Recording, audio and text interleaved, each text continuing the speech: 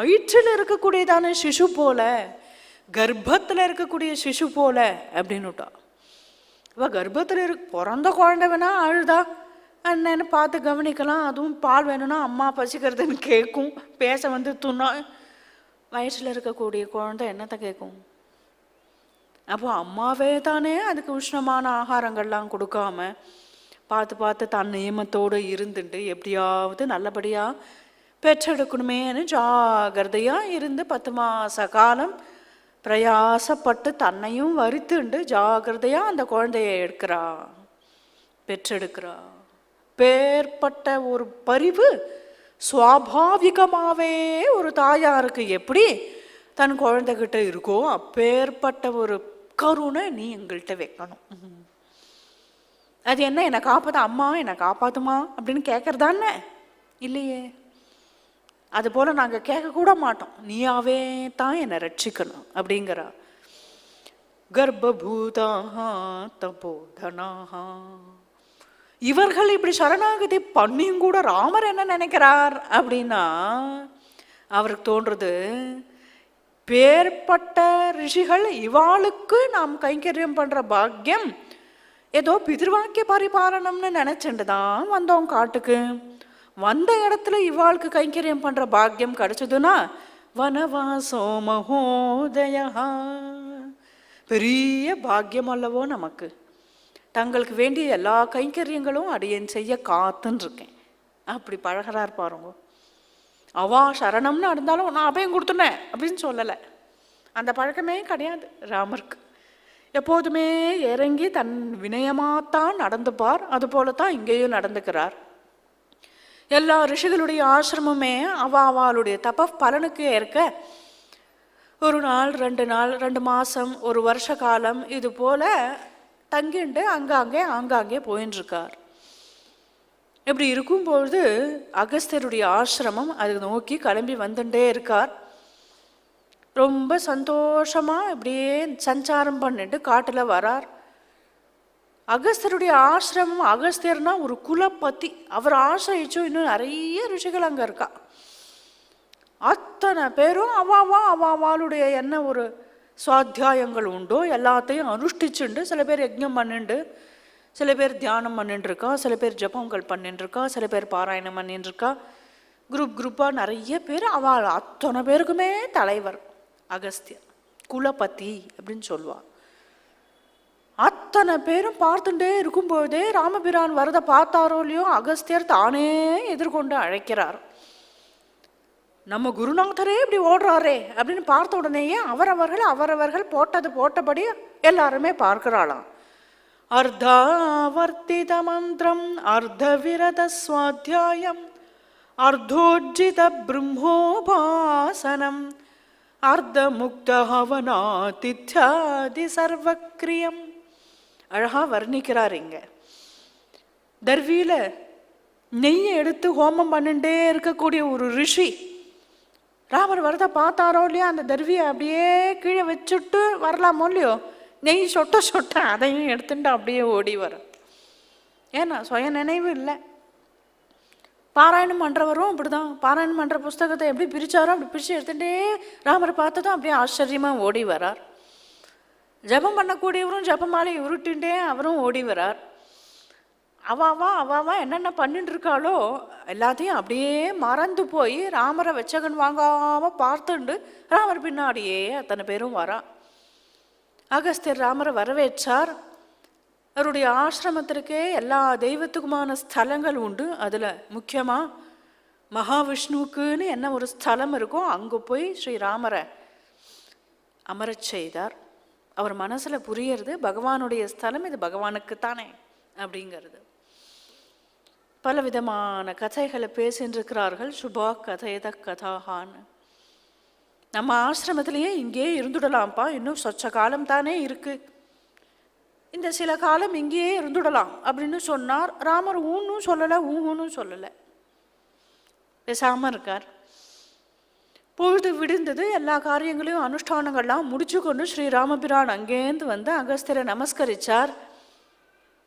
அகஸ்தியர் பார்த்தார், பா ராமா நான் இங்கே தங்கலான்னு சொன்னேன், ஆனால் இங்கே கொஞ்சம் ஒத்து வராதுன்னு தோன்றுறது எனக்கு. இங்கே பக்கத்துலேயே பஞ்சவட்டி அப்படிங்கிற ஒரு இடம் இருக்குது, அங்கே வேணா போய் நீ வாசம் பண்ணலாம் அப்படிங்கிறார்.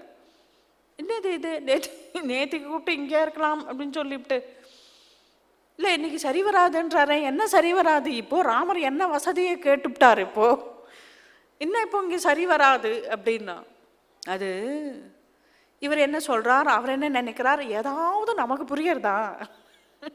புரிகிறாப்புல பேசிக்கிறாளா பாருங்க. ராமர் சீதாபகரணம் ராவணவதம் வரைக்கும் பேர்பட்ட விஷயங்கள் இனி சங்கல்பிச்சிருக்காருங்கிறத அகஸ்தியர் புரிஞ்சுட்டார். தன் ஆசிரமத்தில் இதெல்லாம் நடந்தது அப்படின்னா தான் சும்மா பார்த்துட்டு இருப்பாரா? அவருக்கு தோணித்து இனி நாம் இந்த இடத்துல ராமரை வச்சுக்க முடியாது அப்படிங்கிறது. ராமரும் அவதார காரியத்தை பார்த்துட்டு போகிறதுக்காகத்தான் கிளம்பியிருக்கார். வனவாசம்னு கிளம்பினதே அதுக்காகத்தானே. அதனால இப்படி விடை பெற்றுக்கொண்டு ஸ்ரீராமபிரான் அங்கேருந்து அகஸ்தர்கிட்டேருந்து சில அஸ்திரங்கள், வில்லு எல்லாத்தையும் பெற்றுக்கொண்டு கிளம்பிட்டார். நேராக கிளம்பி பஞ்சவட்டிக்கு வந்தார். கோதாவரி நதி தீரத்தில் ரொம்ப ரம்யமான வனப்பிரதேசம். அதில் இது வரைக்கும் தனிப்பட்ட ஒரு ஆசிரமத்தை அமைச்சுக்கலை. இந்த ரிஷிகளுடைய ஆசிரமத்திலே தான் அங்காங்கே தங்கிட்டு இருந்தார். இங்கே ஒரு அழகான ஆசிரமம் அமைச்சுண்டா தேவலை அப்படின்னு ராமர் நினச்சி இப்படி நிற்கும் போதே ஒரு நிமிஷத்தில் அழகான ஒரு ஆசிரமம் லக்ஷ்மண சுவாமி தன் கையாலேயே கட்டிவிட்டார்.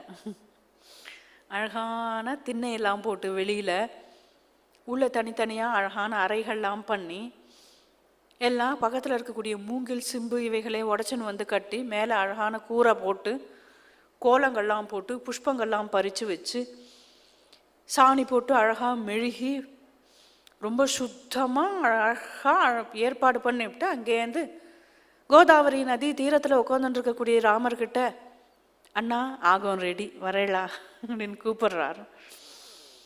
அங்கேருந்து வந்து பார்த்தார் இந்த புது ஆற்றுல கிரகப்பிரவேசம்.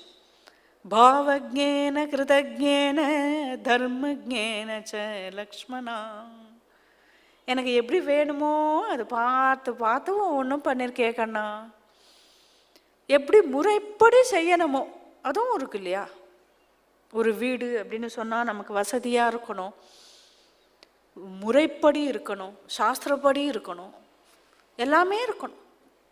ஒவ்வொன்றும் நீ பாவஜேன கிருதஜேன தர்மஜேன त्वया पित्रेण धर्मात्मा त्वया पुत्रेण धर्मात्मा न संवृत्तः पिता मम. பரதன் அங்கேருந்து வந்து அப்பா போயிட்டார் அப்படின்னு சொன்ன உடனேயே ரொம்ப ரொம்ப அழுதது நான் தான்.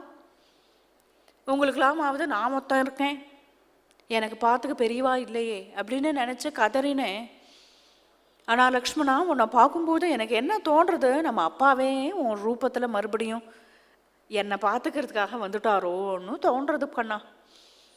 எப்பேற்பட்டவனாக இருக்க நீ அப்படின்னு அவனை பார்த்து கொண்டாடினார்.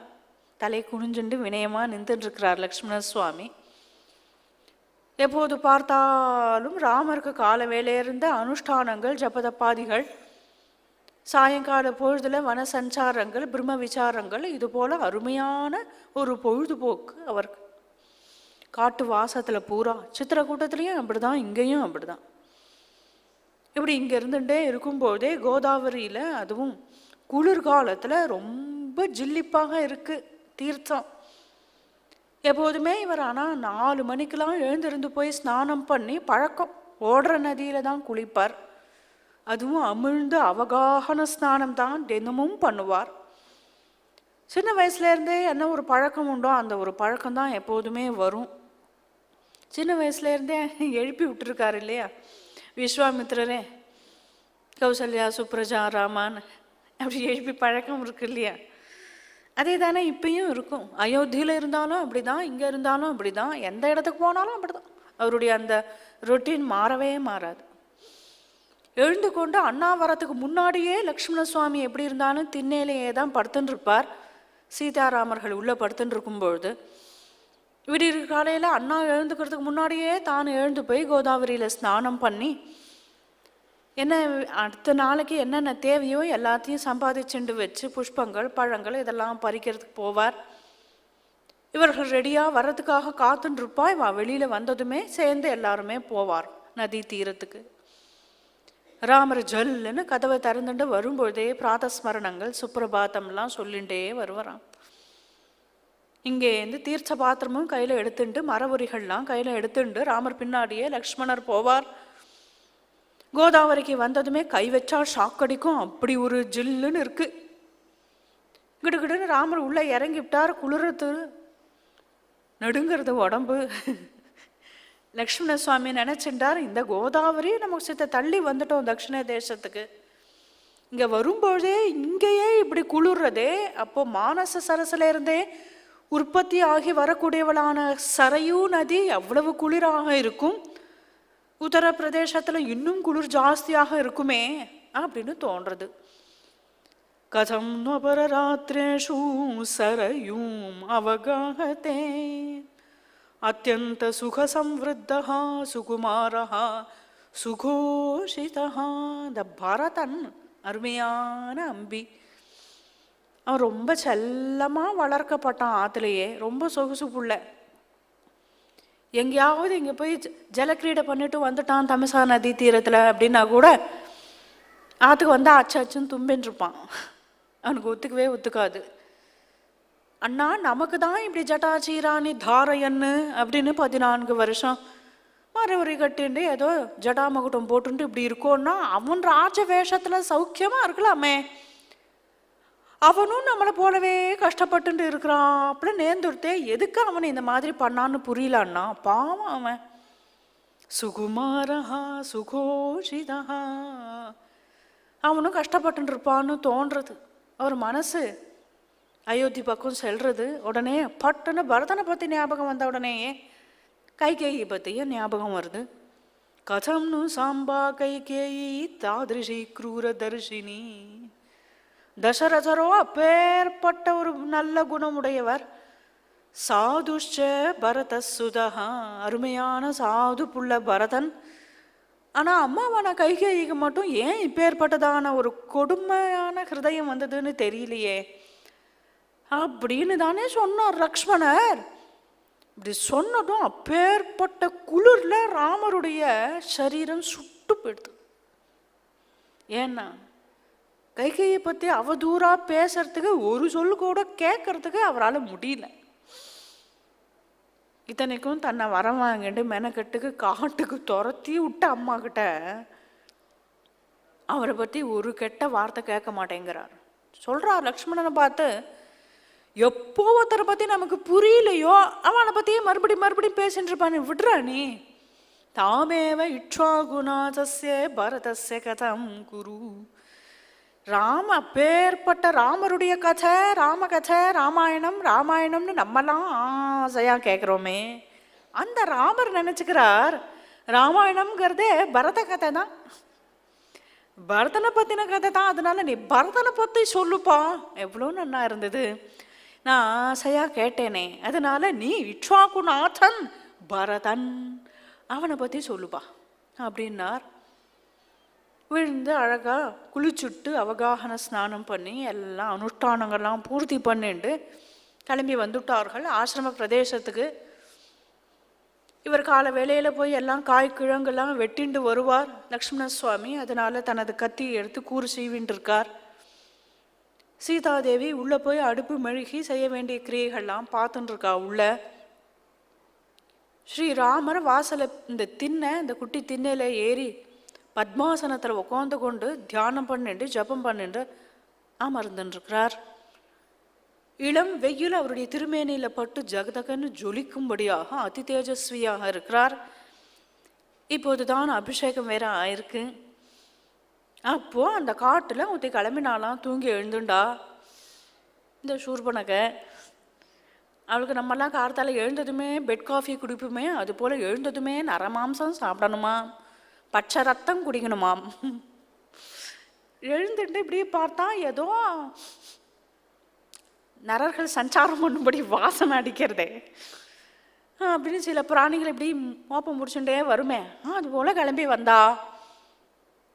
வந்தவள பெரிய விருட்சம், அந்த விருட்சத்தினுடைய கிளையில் நின்று கொண்டு இப்படி பார்த்தானோ இல்லையோ ராமரை பார்த்ததும் அடிச்சு சாப்பிடணும்னு தோணலை. தன்னறியாம அவளுக்கு ராமரை ரொம்ப பிடிச்சி போயிடுது. அடடே, இவர் இவ்வளோ நன்னா இருக்காரே அப்படின்னு தோணித்து.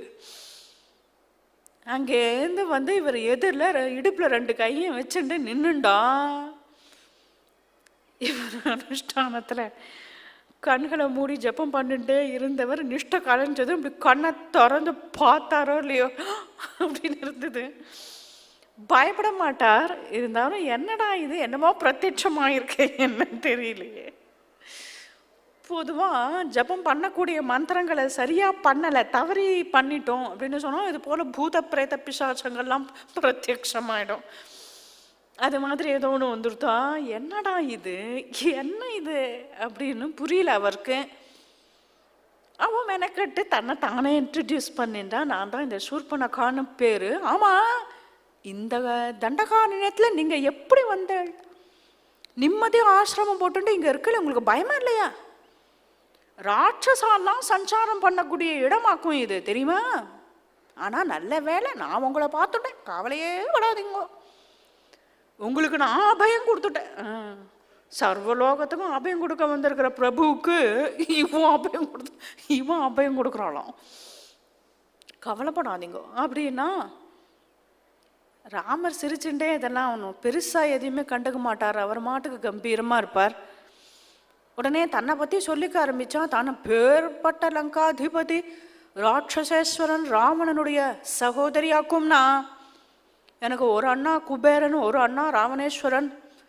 நான் 2 பேர் ஆத்துக்கும் நடுவில் இருக்கக்கூடிய காடு எல்லாம் என்னுடையது தான். அதனால் நான் தான் இங்கே சஞ்சாரம் பண்ணிட்டுருக்கேன் அப்படின்னு சொன்னவர், தாங்கள் யார், நீங்கள் எப்படி இங்கே வந்தேள், நீங்கள் யார் அப்படின்னதும், இது போல் அசடுக்கிட்டலாம் போய் தன்னைத்தானே இன்ட்ரடியூஸ் பண்ணிட்டு உட்காந்துருப்பாளான்னா யாராவது, இவரை பாருங்களேன் மெனக்கட்டு உட்காந்துண்டு இங்கே தசரதர்னு ஆரம்பிச்சு தன் கதையெல்லாம் தானே ஒப்பிச்சுன்னு இருக்கார்.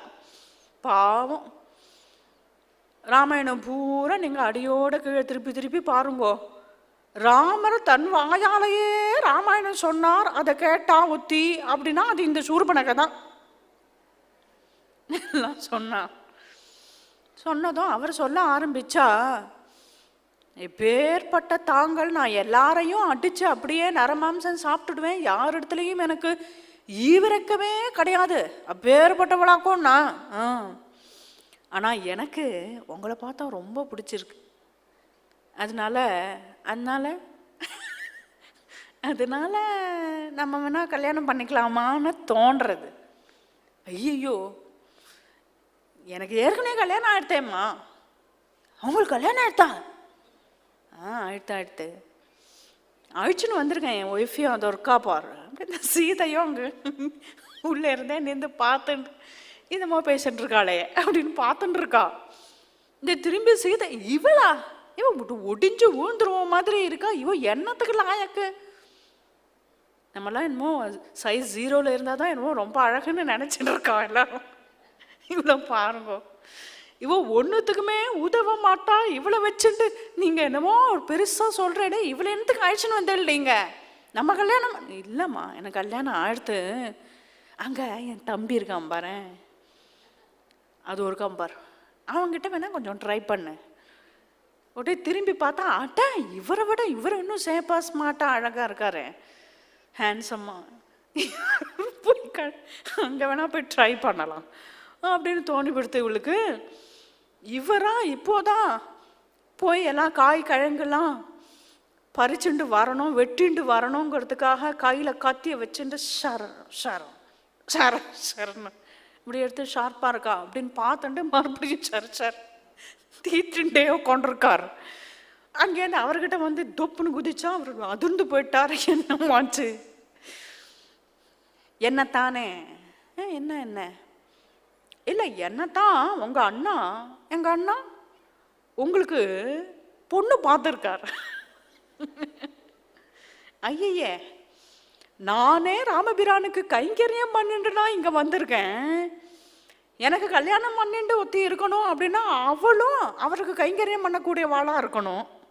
உன்னை பார்த்தாலே தெரியறது நீ கைங்கரியத்துக்கு லாயக்கு இல்லை அப்படின்னு அப்படின்னு லக்ஷ்மணரும் பேச ஒரு விதமாக புரிஞ்சுடுத்து அவ. 2 பேரும் என்னை அலக்கழிக்கிறான் அப்படின்னு வந்ததே கோபம் அவளுக்கு. இங்கே ஒருத்தி வீட்டில் இன்னொருத்தி இருக்கிறதுனால தானே என்ன அவ ஏற்றுக்க மாட்டேங்கிறா, இந்த சீதையை இப்போதே வதம் பண்ணுறேன் அப்படின்னு சீதை கிட்ட பாஞ்சு அவ கழுத்து பிடிச்சி நெரிக்கிறா. ராமரோ ஜபத்தில் உட்காந்துருக்கார், எழுந்திருக்க மாட்டார் அனுஷ்டானம் முடியாமல். லக்ஷ்மணா அங்கே பார்ப்பா, க்ரூரே ராணாரியை சௌமித்ரேகே பரிஹாச கதஞ்சன. இப்பேற்பட்ட குரூரர்கள் துஷ்டால் ராட்சசால் கிட்ட போய் நம்ம ஜாலியாக பேசி பழகக்கூடாது இல்லையா, அவாட்ட போய் பரிகாசம் பண்ணக்கூடாதேப்பா. ஏதோ நம்ம கூட ரொம்ப ஃப்ரெண்ட்லியாக இருக்கான் அப்படின்னா அவள்கிட்ட கிண்டல் பண்ணி பேசிக்கலாம். பாரு இவ என்ன காரியம் பண்ணுறான், தடு அவளை அப்படின்னதும் கொலைக்கு ஆக்சுவலி கொலை தான் பண்ணணும், இருந்தாலும் ஸ்திரீ ஆச்சே அப்படின்னு இறக்கப்பட்டுண்டு அவளை விரூபம் பண்ணி அனுப்பிவிட்டார். மூக்கையும் காதையும் அறுத்து குறிய முறியோன்னு கட்டிந்து ஓடி போயிட்டா. ஆகும் இங்கேருந்து ஓடி போனவள் ஜனஸ்தானத்தில் கரதூஷணர்கள் அப்படின்னு இருக்கா. அவகிட்ட இன்னும் பல ராட்சசர்களும் இருக்கா. அங்கே போய் அழுதா.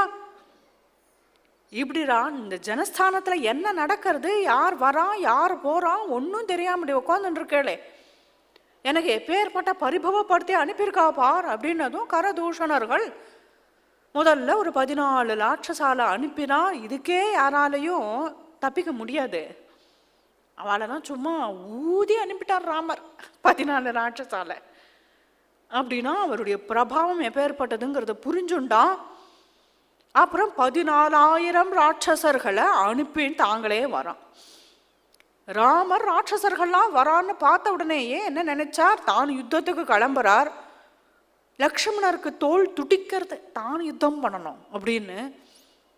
ராமர் லக்ஷ்மணரை தடுத்துட்டார். நீ மண்ணியை பார்த்துக்கோப்பா, சீதையை கவனிச்சுட்டுரு, நான் போய் இந்த ராட்சசர்களை கவனிச்சுக்கிறேன் அப்படின்னு கோதண்டத்தை எடுத்துட்டு அங்கேருந்து வரார். அர்த்தாதிக முகூர்த்தத்தில் அத்தான பேரையும் அடிச்சு விளாசறார்.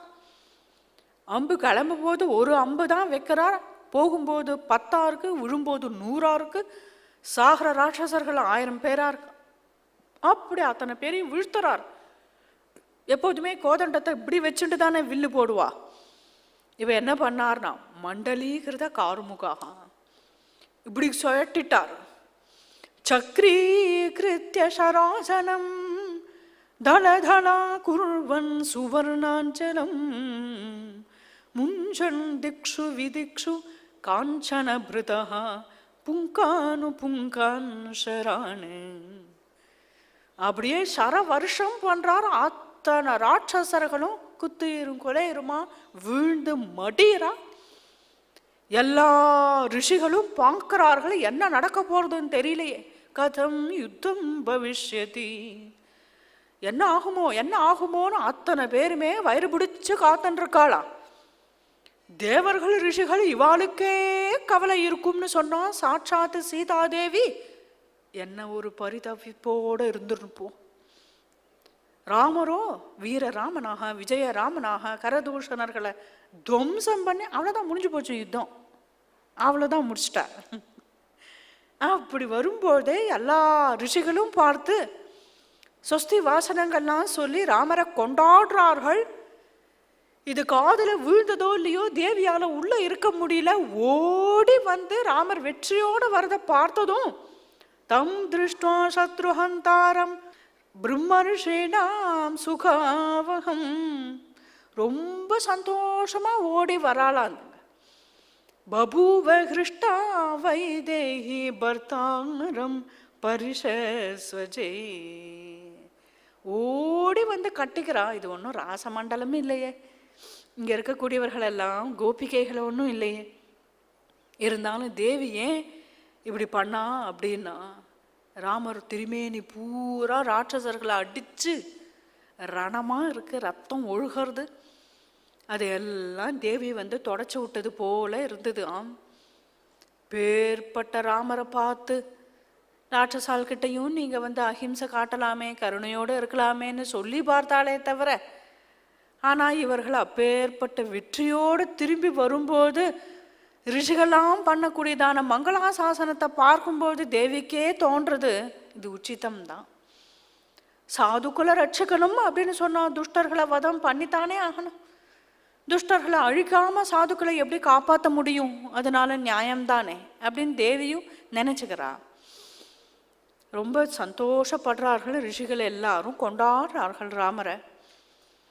சூர்பனக ஓடினா ராவணன்கிட்ட சபையில இவ நிற்கும் போதே யாருன்னே முதல்ல புரியல ராவணனுக்கு. ஒன்றும் இல்லை, கொஞ்சோண்டு ஜலதோஷம் பிடிச்சுட்டாலே நம்மெல்லாம் பேசுறது, யார் பேசுறேள் புரியல, யார் பேசுறேள் அப்படின்னு. மூக்கே இல்லை காதே இல்லை அப்படின்னு சொன்னா குரலும் மாறிடும் இல்லையா? அப்புறம் என்ன பேசுறாங்கிறதே புரியலையே. அப்புறம் தான் புரிஞ்சுது இவ சூர்பனக தான் வந்திருக்கா அப்படிங்கிறது. அவ சொல்ல தொடங்கினா, ஜனஸ்தானத்துல ராமன் லக்ஷ்மணர்னு 2 பேர் வந்திருக்கான். தருணம் ரூபசம் பண்ணோம். மூக்கு அருந்து இருக்கக்கூடிய நிலையில கூட ராமரன் லக்ஷ்மணரையும் வர்ணிக்கிறா. அவளோட கூட ஒரு ஸ்திரீ வந்திருக்கா, ஓ சீதைன்னு, ராமருடைய மனைவி. நைவதேவி நகந்தர்வி, ரொம்ப அழகானவளாக இருக்கா. தேவதா ஸ்திரீயோ கந்தர்வ ஸ்திரீயோ வித்யாதர ஸ்திரீயோ யாருமே கூட இப்பேற்பட்ட ஒரு அழகோட இருக்க முடியாது. அத்தகைய ஒரு அழகு அவளுக்கு. அதை பார்த்தா எனக்கே ரொம்ப ஆச்சரியமா இருந்தது. நான் நினைச்சேன் எப்படியாவது மீட்டுன்னு அவளை உங்ககிட்ட கொடுத்துடலாம்னு தான் நான் போனேன். எப்படி பாருங்க கதை. அப்படி நான் போனேன்னா உடனே என்ன பண்ணா, என்னை இது மாதிரி விரூபமாக்கி மூக்கையும் காதையும் அறுத்து என்ன அப்படி அனுப்பிட்டா அப்படின்னதும் இவன் யோஜனை பண்ணான் ராவணன். கரதூஷணர்களை அனுப்பினேன். கரதூஷணர்களும் 14,000 ராட்சசர்கள் ஜனஸ்தானத்தையே அடியோட அழிச்சுட்டார். அப்பேற்பட்ட பிரபாவசாலிகளா இருக்கா அப்படின்னா ராவணனுக்கு தோணித்து, எப்போ பிரபாவசாலிகளா இருக்காளோ அவளை நாம டைரக்டா போய் தாக்கினோம் அப்படின்னு சொன்னா அந்த ராட்சசர்கள் எப்படி போனாலோ அது போலத்தான் அத்தனை பேரையுமே அவள் அழிப்பா. அதனால நாம ஏதாவது ஐடியா பண்ணி தான் அவளை கவுக்கணும் அப்படின்னு தோணித்து, எப்போதுமே இவன் பிளான் போடுறதுக்கு தன்னை மாமாவை ஒருத்தனை கூப்பிட்டுவான். அவனுக்கு தான் மாரீச்சன்னு பேர். மாரீச்சனுடைய ஆசிரமத்தில் இங்கேருந்து போய் அவன் கதவை தட்டுறான், மாமா மாமா. உள்ள இருக்கிற அவன் காதல ராமா ராமான்னு விழுறது. அவன் ராமான்னு பேரை கேட்டாலே அவனுக்கு ஆபத்து. ஏன்னா அவன் பிரம்ம ராட்சஸ். இந்த பிரம்ம ராட்சஸ் இந்த இதுக்கெல்லாம் ராம நாமம் இருக்கு பார்த்தேளா, அதுவே பயங்கரம். அவளுக்கு அதை தாங்க முடியாது. ரான்னு ஆரம்பிச்சாலே, ராமான்னு ஃபுல் நேம் சொல்றது அப்புறம் இருக்கட்டும், ரத்னானிச்ச ரதான்யேவம் இதெல்லாம் கூட நீ ரான்னு என்கிட்ட ஆரம்பிக்காத, அதை சொல்லாம பேசுப்பான்னு என்ன சொல்றியோ கேட்குறேன் அப்படின்னா, இல்லை இந்த ராம லக்ஷ்மணர்கள் வனவாசமாக கிளம்பி வந்திருக்கா, அவர்களை எப்படியாவது வதம் பண்ணிடணும்னு நான் பார்க்குறேன். அவர்களை பலஹீனர்களா பண்ணணும் அப்படின்னு சொன்னா அவருடைய மனைவியான சீதையை அபகரிச்சுண்டு வரணும். அதுக்கு எனக்கு ஒத்தாசை வேணும். அடப்பழி, நீ அத்தனை பேரையும் கூண்டோடு அழிக்கிறதுக்கு பிளான் போட்டுருக்கன்னு தெரியறது. நீ சௌக்கியமா இருக்கணும், ராட்சசால அத்தனை பேரும் சௌக்கியமா இருக்கணும்னு உண்மையில நினைச்சேன்னா இந்த ஐடியாவை கைவிட்டுடும். இது வேண்டாம் நமக்கு.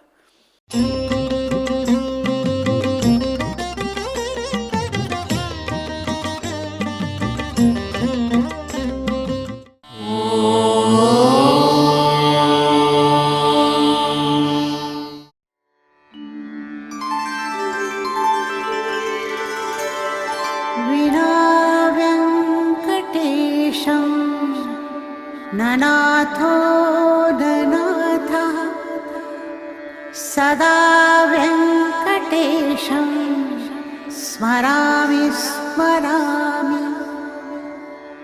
हरे वेङ्कटेश प्रसीद प्रसीद। प्रियं वेङ्कटेश प्रयच्छ